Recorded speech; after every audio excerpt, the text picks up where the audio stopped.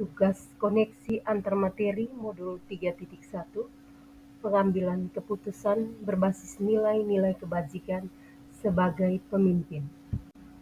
Perkenalkan, saya Hilda Nonalis SPD, calon guru penggerak Angkatan 9, SMA Negeri 1 Keva Manado, Kabupaten Timor Tengah Utara, Provinsi Nusa Tenggara Timur.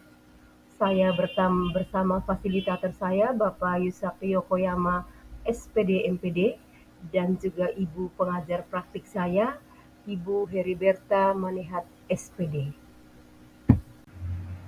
Kegiatan pemantik di koneksi antar materi, ada kutipan yang tersirat bahwa mengajarkan anak menghitung itu baik, namun mengajarkan mereka apa yang berharga atau yang utama adalah yang terbaik.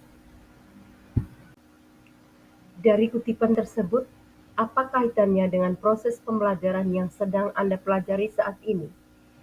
Berdasarkan kutipan tersebut, tersirat makna bahwa segala sesuatu harus dipelajari dari hal yang paling mendasar atau utama. Dalam materi pengambilan keputusan berbasis nilai-nilai kebajikan sebagai pemimpin, hal yang paling mendasar yang perlu dipelajari adalah terkait dengan etika. Etika akan menjadi dasar dalam pengambilan keputusan karena bersumber dari nilai-nilai kebajikan universal. Selain nilai kebajikan, dasar dari pengambilan keputusan adalah berpihak pada murid dan harus bertanggung jawab, sehingga saat dasar pengambilan keputusan sudah dikuasai, maka permasalahan apapun akan lebih mudah dan lebih terarah dalam menemukan solusi permasalahan dan pengambilan keputusan. Bagaimana nilai-nilai atau prinsip-prinsip yang kita anut dalam suatu pengambilan keputusan dapat memberikan dampak pada lingkungan kita. Prinsip yang dianut dalam pengambilan keputusan diantaranya berpikir berbasis hasil akhir, berpikir berbasis peraturan, dan berpikir berbasis rasa peduli. Ketiganya disesuaikan dengan kondisi dan situasi yang terjadi. Apapun prinsip yang dianut, tetap harus bersumber dari nilai-nilai kebajikan universal sesuai dengan dasar pengambilan keputusan.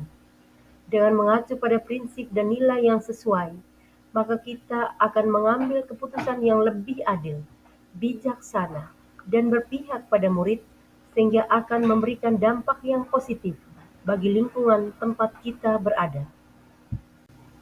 Yang ketiga, bagaimana Anda sebagai seorang pemimpin pembelajaran dapat berkontribusi pada proses pembelajaran murid dalam pengambilan keputusan Anda. Dalam proses pembelajaran, tidak menutup kemungkinan akan ada saja masalah yang terjadi di dalam kelas. Sebagai pemimpin pembelajaran, kita harus senantiasa peka terhadap segala persoalan yang terjadi dan mampu mengatasinya dengan baik, sesuai dengan dasar pengambilan keputusan, di antaranya berpihak pada murid, bersumber pada nilai-nilai kebajikan, dan harus bertanggung jawab. Maka secara tidak langsung, kita telah memberikan contoh teladan kepada murid, cara pengambilan keputusan yang tepat dan adil, arif, dan tidak subjektif. Menurut Anda, apakah maksud dari kutipan ini jika dihubungkan dengan proses pembelajaran yang telah Anda alami di modul ini? Jelaskan pendapat Anda. Pendidikan adalah sebuah seni untuk membuat manusia menjadi berperilaku etis. Orang yang berpendidikan akan memiliki etika dibanding orang yang tidak berpendidikan. Dengan beretika, maka segala perilaku akan sesuai dengan norma, nilai, dan hukum yang berlaku. Sehingga, dengan berperilaku etis sesuai dengan etika dalam pendidikan, maka akan mempermudah dalam proses pembelajaran maupun pengambilan keputusan. Berikut, saya akan menjelaskan rangkuman kesimpulan pembelajaran pada koneksi antar materi kali ini. Bagaimana filosofi Ki Hajar Dewantara dengan Patrap Triloka memiliki kaitan dengan penerapan pengambilan keputusan sebagai seorang pemimpin. Proses pengambilan keputusan yang dilakukan seorang pemimpin harus dapat memberikan contoh atau teladan yang baik bagi yang dipimpinnya. Ingarso Sung Tulodo. Hasil keputusan harus mampu membangkitkan semangat untuk terus melakukan inovasi dalam melakukan pengambilan keputusan yang berpihak pada murid. Ing Madio Mangunkarsa. Dan seorang pemimpin harus terus memberikan motivasi atau memberikan bimbingan saat melakukan proses pengambilan keputusan. Tutwuri Handayani, agar diperoleh hasil sesuai dengan yang diharapkan. Yang kedua, bagaimana nilai-nilai yang tertanam dalam diri kita berpengaruh kepada prinsip-prinsip yang kita ambil dalam pengambilan suatu keputusan. Nilai-nilai yang tertanam dalam diri sebagai guru penggerak, di antaranya berpihak pada murid, mandiri, kolaboratif, reflektif, dan inovatif, harus menjadi dasar dalam pengambilan keputusan. Nilai-nilai tersebut akan berpengaruh kepada prinsip pengambilan keputusan yang akan kita ambil, disesuaikan dengan situasi yang terjadi dan pengaruhnya terhadap lingkungan. Yang ketiga, bagaimana materi pengambilan keputusan berkaitan dengan kegiatan coaching atau bimbingan yang diberikan pendamping atau fasilitator dalam perjalanan proses pembelajaran kita, terutama dalam pengujian pengambilan keputusan yang telah kita ambil. Apakah pengambilan keputusan tersebut telah efektif? Masihkah ada pertanyaan-pertanyaan dalam diri kita atas pengambilan keputusan tersebut? Hal-hal ini tentunya bisa dibantu oleh sesi coaching yang telah dibahas sebelumnya. Kegiatan coaching atau bimbingan yang diberikan pendamping atau fasilitator dapat menjadi bekal dalam melakukan proses pengujian keputusan secara bertahap, menggunakan 9 langkah pengambilan dan pengujian keputusan. Coaching dilakukan dengan memenuhi kompetensi inti, di antaranya kehadiran penuh, mendengarkan aktif, dan mengajukan pertanyaan berbobot. Saat melakukan pengujian keputusan pun, sebaiknya menggunakan kompetensi inti coaching tersebut sehingga kita dapat menggali informasi sebanyak-banyaknya dari permasalahan yang ditemukan. Pengambilan keputusan menggunakan 9 langkah pengujian akan efektif jika diimbangi dengan pendekatan coaching. Yang keempat, bagaimana kemampuan guru dalam mengelola dan menyadari aspek sosial emosionalnya akan berpengaruh terhadap pengambilan suatu keputusan, khususnya masalah dilema etika. Guru yang memiliki kemampuan dalam mengelola dan menyadari aspek sosial emosionalnya akan memiliki kesadaran diri untuk memahami perasaan, emosi, dan nilai diri sendiri, memiliki manajemen diri sehingga mampu mengelola emosi akan perilaku, memiliki kesadaran sosial sehingga mampu memahami sudut pandang dan dapat berempati dengan orang lain, memiliki keterampilan berelasi sehingga dapat berkomunikasi dengan lebih efektif dan dapat mengambil keputusan yang bertanggung jawab. Masalah yang terkait dilema etika akan diselesaikan dengan kepala dingin dan hati yang tenang sehingga pengambilan keputusan dapat berjalan sesuai dengan langkah yang sistematis. Yang kelima, bagaimana pembahasan studi kasus yang fokus pada masalah moral atau etika kembali kepada nilai-nilai yang dianut seorang pendidik. Studi kasus yang berkaitan dengan moral atau etika harus didasari dengan nilai-nilai yang dianut seorang pendidik, berupa nilai-nilai kebajikan yang bersifat universal, di antaranya keadilan, keselamatan, tanggung jawab, kejujuran, rasa syukur, lurus hati, dan lain-lain. Dilema etika harus dianalisis menggunakan 4 paradigma, 3 prinsip, dan 9 langkah pengujian dan pengambilan keputusan dengan didasari dengan nilai-nilai kebajikan tersebut. Yang keenam, bagaimana pengambilan keputusan yang tepat? Tentunya berdampak pada terciptanya lingkungan yang positif, kondusif, aman, dan nyaman. Pengambilan keputusan yang tepat harus dilakukan dengan cara yang tepat pula, disesuaikan dengan situasi yang terjadi dengan berlandaskan nilai-nilai kebajikan universal. Saat keputusan yang diambil sudah tepat, maka akan tercipta lingkungan yang positif, kondusif, aman, dan nyaman. Tidak ada pihak yang merasa dirugikan, semua akan mendapatkan solusi atas permasalahan yang dihadapi. Yang ketujuh, apakah tantangan-tantangan di lingkungan Anda untuk dapat menjalankan pengambilan keputusan terhadap kasus-kasus dilema etika ini? Adakah kaitannya dengan perubahan paradigma di lingkungan Anda? Tantangan yang ada di lingkungan saya antara lain masih kentalnya kebiasaan atau budaya yang selalu dilakukan secara turun-temurun. Saat mengambil keputusan, sulit untuk lepas dari kebiasaan tersebut, sehingga keputusan yang diambil menjadi tidak relevan. Perlu adanya perubahan paradigma. Seharusnya, paradigma yang sesuai adalah kebenaran lawan kesetiaan, sehingga akan menghasilkan sebuah keputusan yang dapat dipertanggungjawabkan kebenarannya. 8. Apakah pengaruh pengambilan keputusan yang kita ambil ini dengan pengajaran yang memerdekakan murid-murid kita? Bagaimana kita memutuskan pembelajaran yang tepat untuk potensi murid kita yang berbeda-beda? Pengambilan keputusan yang kita ambil harus berpihak pada murid. Dalam pembelajaran, salah satu strategi agar berpihak pada murid adalah menggunakan pembelajaran berdiferensiasi.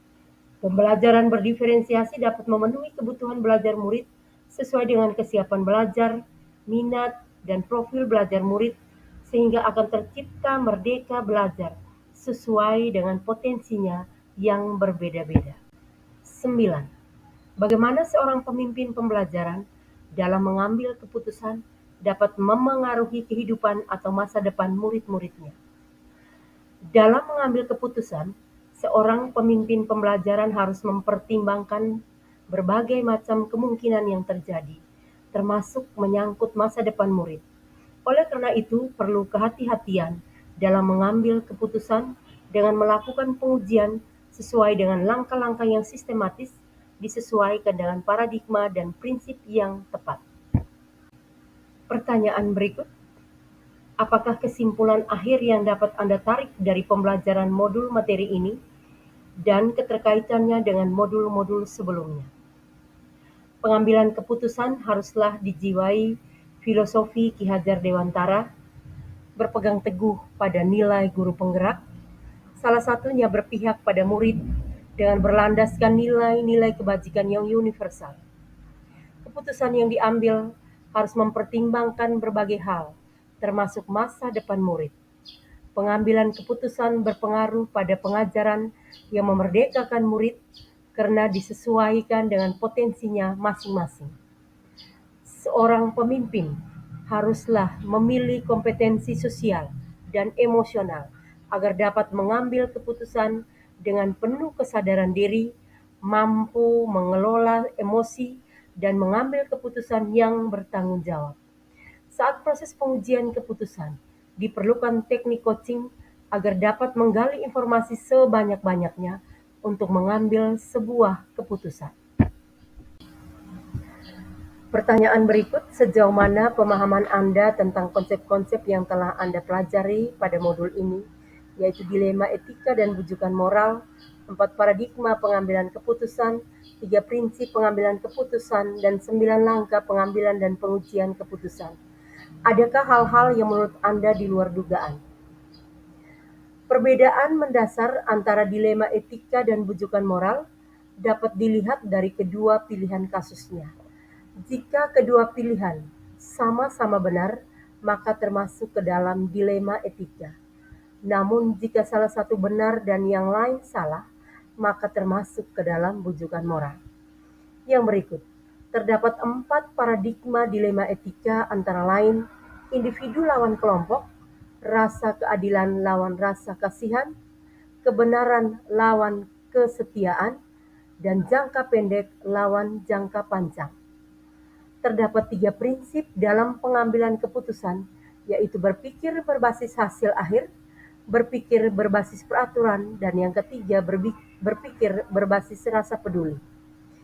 9 langkah pengambilan keputusan di antaranya mengenali nilai yang bertentangan, menemukan siapa yang terlibat. Yang berikut kumpulkan fakta yang relevan.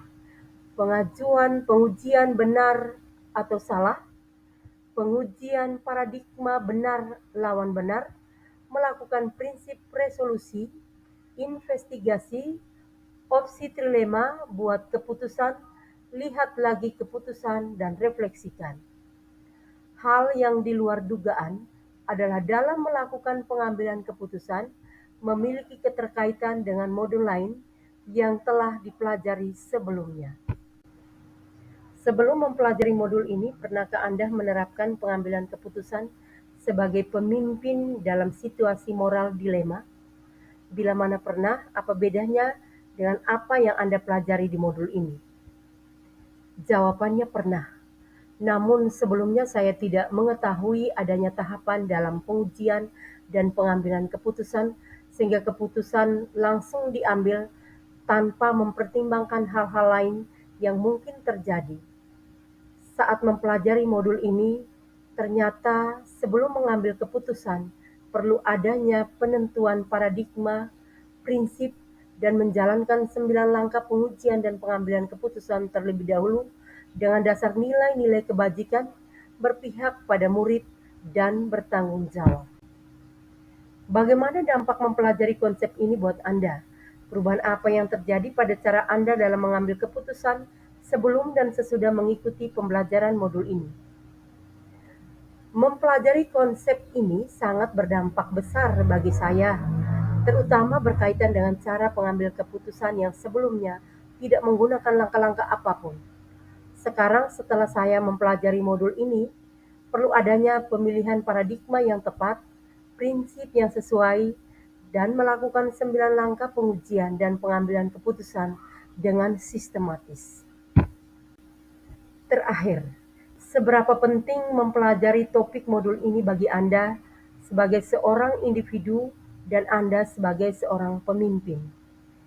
Sangat penting bagi saya mempelajari modul ini, baik sebagai individu maupun sebagai pemimpin pembelajaran, karena dapat mengambil keputusan yang dapat dipertanggungjawabkan dengan berlandaskan nilai-nilai kebajikan agar dapat berpihak pada murid.